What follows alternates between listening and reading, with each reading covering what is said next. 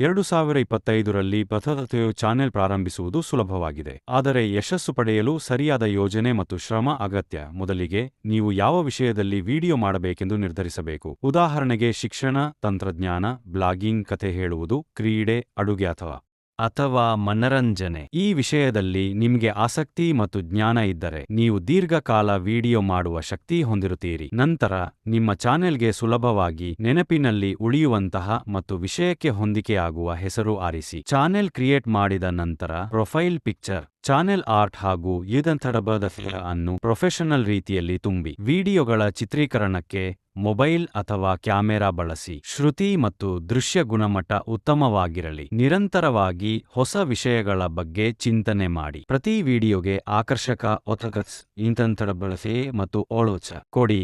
ಇದು ವೀಕ್ಷಕರನ್ನು ಆಕರ್ಷಿಸಲು ಸಹಾಯಕ. ಜೊತೆಗೆ ತೊಳೆದಾದ ಹ್ಯಾಂಡಿಲ್ ಅನ್ನು ಉಪಯೋಗಿಸಿ. ಅದೃಷ್ಟವಶಾತ್ 2025ರಿಂದ ಹ್ಯಾಂಡಿಲ್ಸ್ ಮುಖ್ಯವಾಗಿವೆ. ನಿಯಮಿತವಾಗಿ ವಿಡಿಯೋಗಳನ್ನು ಅಪ್ಲೋಡ್ ಮಾಡಿ. ಉದಾಹರಣೆಗೆ ವಾರದಲ್ಲಿ 1 ಅಥವಾ 2 ವೀಕ್ಷಕರ ಪ್ರತಿಕ್ರಿಯೆಗಳಿಗೆ ಪ್ರತಿಸ್ಪಂದಿಸಿ. ಇದು ನಂಬಿಕೆ ಹೆಚ್ಚಿಸುತ್ತದೆ. ಉತ್ತಮವಾದ ನಿರ್ಮಿಸಿ, ಏಕೆಂದರೆ ಇದು ವೀಕ್ಷಕರ ಗಮನ ಸೆಳೆಯುತ್ತದೆ. ನಿಯಮಿತವಾಗಿ ಕಲಿಯಿರಿ.